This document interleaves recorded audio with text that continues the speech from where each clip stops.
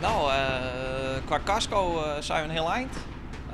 Alleen de aftimmering, installatiewerk en dat soort dingen moeten nog gebeuren. Het is wel heel bijzonder. Dit is al het tweede bijzondere hotelkamer in Haas. Ja, hoe groot ondernemersrisico is dit eigenlijk? Nou, wel vrij groot. De enigste basis die we hebben is een kraan en een vuurtoren. Daar is een hele hoop animo voor. En met die wetenschap zijn wij verder gegaan. Hoe ingewikkeld is het om dit samen van elkaar te krijgen? Nou, vrij ingewikkeld, want er zijn niet veel mensen die dit doen. In heel Nederland zijn wij, zover we weten, de derde. Dus heel veel ervaring is er niet mee. Zowel bij ons niet als bij de architect. Hoe heeft dit dan bedacht met die architecten? Normaal bouw je iets naar hand van een tekening. En wij zijn een tekening gaan maken op het bestaande bouwwerk. En daar bovenop weer een optopping dat we hier leefruimte kunnen creëren. Nou, is het een ruimte van hoe groot? Ongeveer 6 bij 8 meter. En wat maak je er al hierin? In deze hoek komt een jacuzzi, een wc, douche en waar we nu staan, daar komt het bed.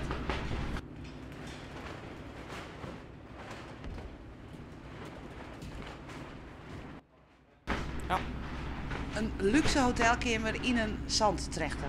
Ja, dat klopt, ja. Dat klopt, ja. Ja, met minibarretje en een leuk zitje, dat je gewoon lekker over de Waddenzee kan kijken. We hebben laatst zelfs al een zeehond gespot, dus dat kan hier allemaal. Het is best een heel project. Wat wie nou het moeilijkste hier hoor?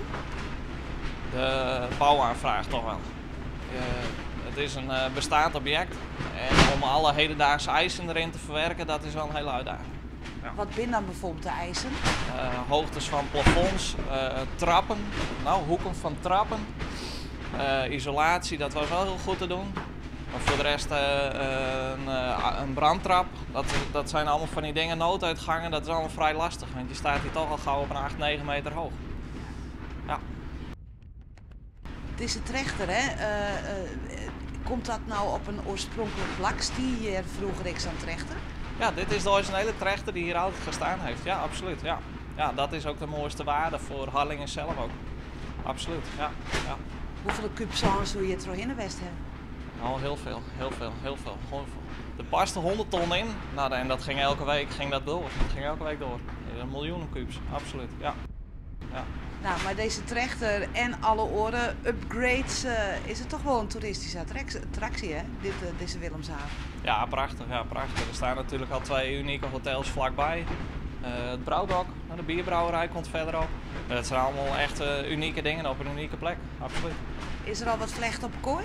Jazeker, ja, de eerste boeking hebben we al. Ja, absoluut. Ja, hartstikke leuk. Ja. Dan moet hij hier heel april wel kleerwezen.